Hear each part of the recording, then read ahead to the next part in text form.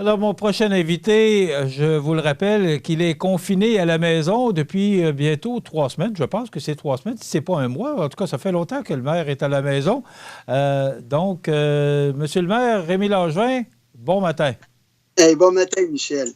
Je voudrais faire une Comment... petite correction. Je ne suis pas confiné à la maison présentement. C'est que j'ai été 2 semaines en confinement volontaire suite à mon retour de voyage, mais présentement, je suis les directives du gouvernement qui, présentement, nous invite à rester le plus possible à la maison, à sortir pour l'essentiel. Alors, comme on a pu, le conseil municipal avec l'administration, se mettre à jour sur le volet technologique, on continue à travailler de cette façon-là jusqu'au moins le 13 avril, date à laquelle le gouvernement nous demande de rester le plus possible à la maison pour aplanir la courbe. Alors, c'est plus dans cet esprit-là présentement parce que j'ai sorti pour la première fois cette semaine, c'est avant-hier, pour faire mon épicerie. Et puis, ça faisait 5 semaines que je n'étais pas allé à l'épicerie.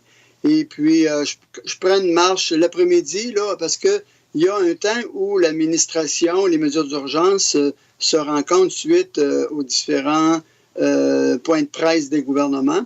On a l'équipe des mesures d'urgence qui fait le point sur ce qui est annoncé. Alors moi, j'en profite pour aller prendre une petite marche. Puis à mon retour, à ce moment, après ça, bien, je suis en communication avec l'équipe. Puis on se met en œuvre pour voir s'il n'y a pas d'application de nouvelles mesures à faire. Et on a deux rencontres par semaine avec les élus via le Skype pour les informer justement sur les mesures qui seront mises en application, qui peut précéder un point de presse, ou s'il n'y en a pas, bien au moins les garder en communication parce que c'est particulier, vous savez. Oui, on a le téléphone, on a le Skype, mais il demeure qu'il n'y a rien de mieux qu'une bonne tape dans le dos et puis une bonne poignée de main, mais si vous voulez. Et on ne peut même pas s'en donner, c'est ça qui est le pire. C'est qu'on ne peut pas s'en C'est donner de tape ça. dans le dos. Oui, Puis, hein? exactement. Mais Ah, vous allez bien? oui, je Votre vais très période de bien, confinement très est bien. terminée Oui. officiellement, là? Non, pas du tout. Non, pas du tout. J'ai eu aucun symptôme. Vous Non, non, j'ai savez, dit le votre période confinement, de confinement est terminée. oui, il est terminé, moi, depuis samedi dernier. OK. Alors, c'est Oui, ça que je voulais dire. J'ai pas. Mais vous allez bien? Tout va bien? Votre épouse oui, aussi? absolument. Oui, on Oui. n'a pas eu aucun symptôme. Puis aussi, avec ma petite famille, j'étais en voyage avec ma fille et ma petite fille. Alors, eux aussi, ils ont eu aucun symptôme. Et puis, bien entendu, bien, c'est ce qu'on souhaite aussi à tout le monde, là, de faire attention. Et j'en profiterai, Michel, si tu me le permets, à l'image un peu de notre gouvernement Legault qui fait un excellent travail, soit dit en passant, remercier la population, remercier les gens qui respectent les consignes de la santé publique parce que c'est, vous savez, un peu, on est tous un petit peu à l'image de Trump de temps à autre. C'est qu'à un moment donné, on trouve que c'est beaucoup, on se demande si c'est trop, et puis parfois on se remet en question. Mais lorsqu'on regarde autour de nous, lorsqu'on voit un petit peu ce qui se passe aux États-Unis avec le contrôle, vous savez, il n'y a plus de contrôle sur la pandémie. Alors, on se rend compte qu'on a procédé à des mesures ici au Québec. C'est peut-être pas trop tôt, mais on a quand même mis en place des mesures qui font en sorte, on voit là, dans les résultats pour le moment, on sait qu'on n'a pas, me dire, comme notre représentant de la santé publique, sans faire toute la gestuelle qu'il fait. On n'a pas encore aplani la courbe, mais vous savez, on voit là que quand même, c'est assez modéré là, dans la progression. Monsieur le maire, on a plusieurs sujets à discuter avec vous parce que c'est un Oui. petit bout de temps qu'on n'a pas eu l'occasion de vous recevoir. D'abord, la fiscalité de la ville, moi, ce que je veux savoir, c'est que vous avez donné congé, bon, pour ceux qui seraient en retard au niveau du compte de taxes, là, vous avez donné un congé d'intérêt jusqu'à la fin juillet. Mais si ça continue, est-ce qu'il y a d'autres mesures qui ont été prévues par le conseil municipal ou la ville? Ben, vous savez, présentement, moi, je suis en communication régulière avec l'Union des municipalités du Québec, à qui on a adressé la semaine dernière certaines demandes. Et puis, eux, ils se rencontrent, le conseil d'administration de l'UMQ se rencontre tous les mercredis. Ils ont déterminé qu'il était important que tous les mercredis, le CA du conseil de l'UMQ prennent en considération les demandes des municipalités. Entre autres, nous, on a adressé des demandes justement aux municipalités pour, c'est-à-dire à l'Union, à l'Union pour qu'ils s'adressent à notre gouvernement pour justement commencer à planifier les difficultés que les municipalités pourront éventuellement rencontrer. Quelles sont les mesures que le gouvernement pourrait aussi élargir pour nous permettre de faire face à la situation, parce qu'on n'est pas à l'abri, nous non plus, comme municipalité, et à l'image aussi de nos citoyens, s'ils rencontrent des difficultés, nos commerçants, nos entreprises, on n'est pas à l'abri de vivre le soubresaut de toute cette pandémie-là. Alors déjà, on est à demander à nos gouvernements de revoir certaines aides financières, certains allègements fiscaux qui nous étaient permis par exemple, sur la TVQ, sur les facilités pour aller chercher des revenus supplémentaires. Alors, déjà, on planche avec le gouvernement sur des solutions, mais bien entendu, nous aussi, on va devoir faire un peu le bilan. On a fermé des infrastructures. On sait qu'on fait quelques économies à ce niveau-là. On a commencé à, justement, si vous voulez, on avait des gens qui étaient à temps partiel. On a commencé à remercier, pas à licencier, mais à mettre à pied des gens qui étaient à l'emploi temporairement. On a un plan de mise à pied avec nos ressources humaines pour éventuellement voir si le gouvernement, après le 13 avril, ne permet pas aux municipalités de mettre de l'avant certains travaux d'infrastructure, parce qu'on aura encore imposé au domaine de la construction certains arrêts de travail. Bien entendu, ça va tout venir influencer notre calendrier aussi de réalisation de travaux. Et en même temps, bien nous, on fait beaucoup de travaux en régie. Hein, vous savez, on a passé la semaine dernière au conseil municipal des résolutions pour octroyer des contrats de machinerie lourde, de fourniture de matériaux, etc., qui, soit dit en passant, est bien en deçà de notre planification. Alors, bien entendu, on veut faire travailler les gens du milieu. Hein? En travaillant en régie, ça fait travailler nos transporteurs, ça fait travailler nos gens locaux. Contrairement à si on le donnait à contrat à l'extérieur, une firme de Montréal qui viendrait. Vous savez, il n'y a pas beaucoup de municipalités qui fait des travaux en régie. Alors, Montmagny, on est content d'avoir une équipe qui a développé l'expertise, puis en même temps, on est content de garder notre argent chez nous en faisant travailler les gens de chez nous. Vous savez, la reprise économique va passer d'abord par le local. Hein? On dit acheter local, de plus en plus, c'est important. Et on voit là qu'on a des mouvements de solidarité. On a juste à regarder dans notre journal. Bien, les gens se regroupent puis pour faire la promotion d'acheter local. De plus en plus, ça va devenir important. Alors, les finances publiques, pour dire quelque chose, pour terminer, pas pour conclure, parce que la conclusion, on va l'avoir un peu plus tard, mais on suit ça de près. On suit de près nos économies qu'on fait actuellement. Et puis, on suit ça de près avec l'Union pour que le gouvernement pense aussi aux municipalités qui vont vivre les contre-coups.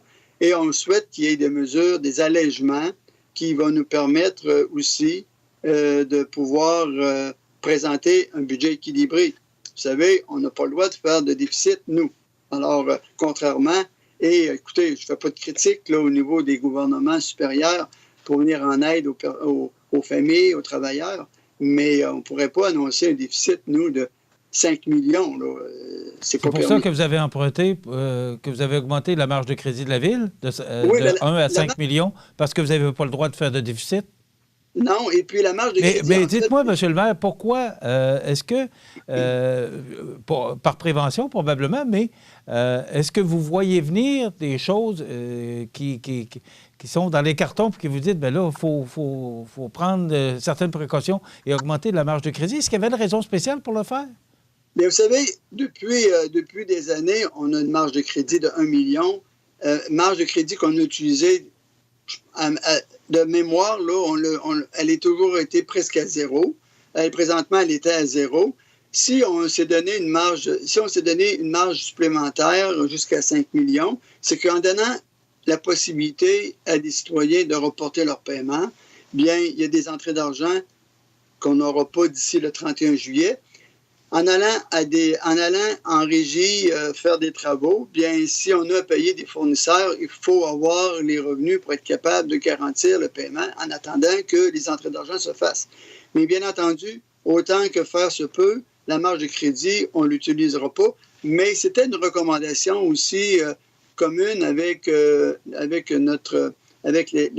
mouvement des jardins, la Caisse des jardins de Montmagny, de se prévaloir de ce privilège-là, d'avoir une marge de crédit haussée pour être capable là, de faire face à nos obligations en attendant que les citoyens puissent, eux aussi, là, faire face à leurs obligations en payant leur compte de taxes. Alors, c'est simplement une mesure de sécurité pour pas être en défaut à quelque part. Là.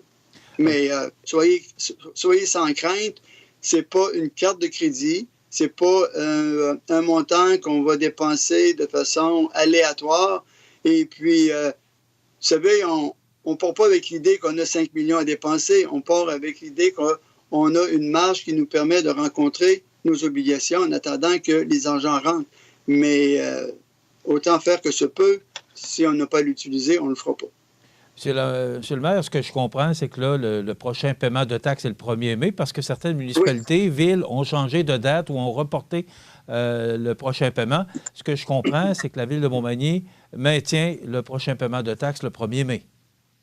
Oui, mais on le maintient. Ceux qui sont capables de rencontrer leurs obligations, bien, on les invite à le faire, bien entendu.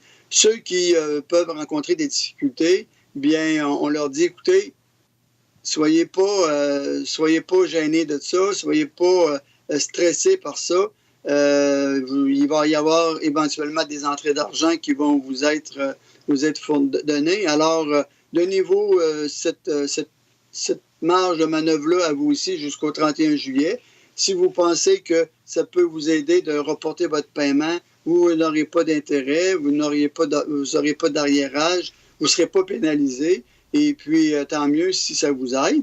Maintenant, pour ceux qui, au 31 juillet, rencontreront encore des difficultés, on ne connaît pas la situation, bien, on leur dit, écoutez, on a toujours été en mesure de faire des arrangements avec les gens.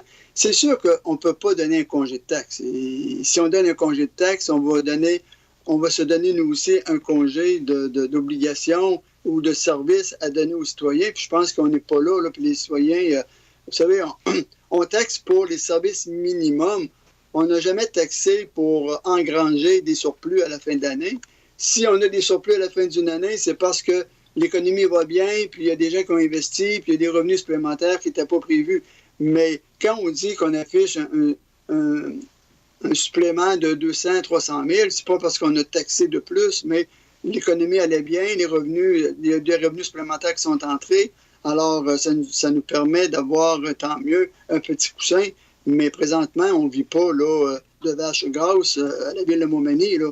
Les surplus, ils sont pas énormes. Et puis, c'est toujours nécessaire d'avoir un petit coussin. Mais présentement, je vous dirais qu'il n'est pas énorme. Là. On joue à moins de 1,5 million de surplus disponibles.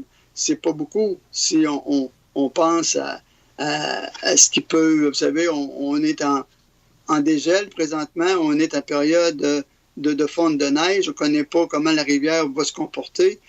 Ça nous prend toujours des petits coussins pour être capable de faire... Vous savez, un peu comme dans une famille. Hein? Il faut avoir un petit peu d'argent de côté. On le voit bien, là. Hein? Quand on vit d'une paye à l'autre, avec ce qu'on vit présentement, ben, ça peut représenter là, des problèmes. Hein?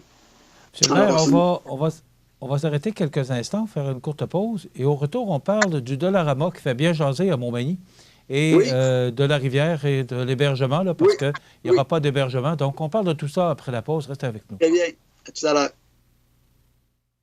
Alors, Monsieur le maire, on va vous demander de nous faire des réponses plus courtes parce que le temps file et on a beaucoup de sujets à aborder avec vous. D'abord, le Dollarama. C'est une décision.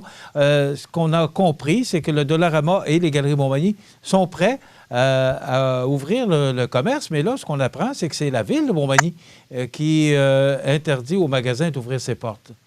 Bon, écoutez, une phrase courte, c'est que d'abord, le gouvernement a décrété que les centres d'achat devaient être fermés. Mais il y avait une possibilité de permettre aux magasin qui avait une porte qui donnait à l'extérieur de pouvoir opérer. Le Dollarama, malheureusement, ne répond pas à ces critères-là. Donc, nous, on ne peut pas, comme ville, permettre au Dollarama de surseoir au décret du gouvernement. Alors, si le Dollarama ou la chaîne Dollarama désire avoir une exemption, il faut qu'il s'adresse aux ministères gouvernementaux parce que nous, comme ville, on ne peut pas aller à l'encontre du décret qui oblige les centres d'achat de fermer et de permettre aux magasins qui ont pignon sur rue, hein, bien, eux, ils peuvent opérer, mais Dollarama, ils n'ont pas pignon sur rue. Donc, c'est pas possible pour nous de leur donner cette permission-là. Ça ne nous revient pas à nous, à la Ville de Montmagny, mais bien au gouvernement du Québec qui a décrété la fermeture des centres d'achat. Donc, c'est la Ville qui suit le règlement provincial, c'est pas Exactement.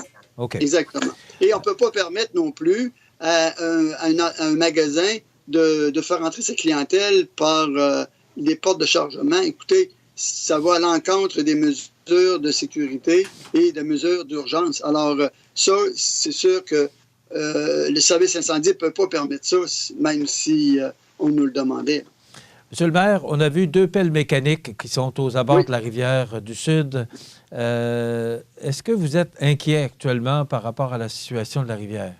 Non, pas du tout. Hier, justement, j'ai discuté avec le directeur général et le directeur du service incendie. Pour le moment, écoutez, ça va bien. La température, elle est quand même clémente au niveau de la fonte de la neige. On n'a pas de chaleur, on n'a pas de pluie non plus, de précipitations abondantes.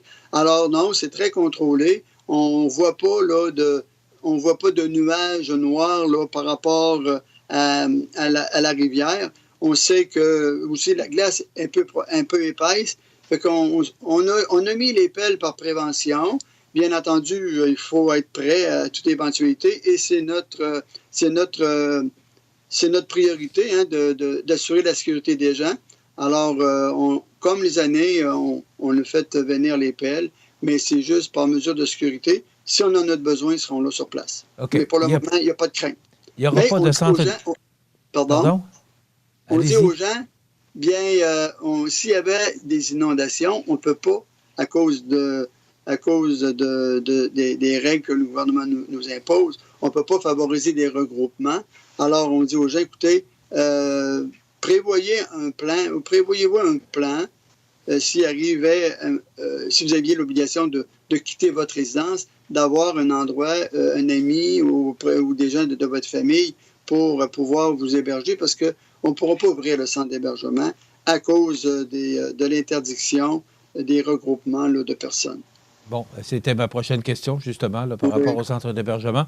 Mais la rivière ne vous inquiète pas pour l'instant? Non, pas du tout, pas du tout. Okay. Et puis, soyez assurés que si on avait un indice alarmant, on va aviser la population via nos médias, comme on l'a toujours fait. Mais pour le moment, là, c'est vraiment une mesure préventive, comme on le fait toutes les années. OK. Collecte des bacs... OK. C'est rassurant, c'est nos anges gardiens mécaniques. Oui, je m'excuse parce qu'il y a un certain délai, comme on est par Skype. Alors, des fois, si je coupe le maire, je m'en excuse parce qu'il y a des délais de diffusion. Monsieur le maire, je termine avec l'histoire de la collecte des bacs verts et bruns. La semaine prochaine, ça revient normalement, sauf que les bacs bleus, il n'y a pas de collecte des bacs bleus pour une période indéterminée. Exactement. Alors, à partir du 6 avril, le bac brun va être à toutes les semaines. Hein? Et puis, le bac vert, bien comme à l'habitude, là, aux 2 semaines. Donc, la semaine où il n'y aura pas de cueillette de bac bleu, vous pouvez mettre votre bac brun parce qu'il va y avoir une collecte toutes les semaines à partir du 6 avril. Oui, et bien sûr, le gouvernement a demandé aux entreprises de récupération de cesser leur activité. Alors, on invite les gens, écoutez, c'est sûr que pour ceux qui consomment beaucoup, ça peut être plus difficile, mais à la maison, là, on peut facilement là, garder en réserve nos cartons, puis faire en sorte que lorsque ça va reprendre, bien, qu'on puisse de nouveau là, les mettre dans nos bacs bleus. Ce qu'on ne souhaite pas, c'est que les gens se départissent des matériaux de récupération dans le bac brun. Ce serait dommage. Alors, autant faire que se peut on demande aux gens là, d'en accumuler à la maison et puis d'attendre, parce que ça ne durera pas éternellement, ça. Alors, d'attendre. Et puis, pour les grosses entreprises, pour les gros consommateurs, la MRC, présentement, regarde certaines alternatives.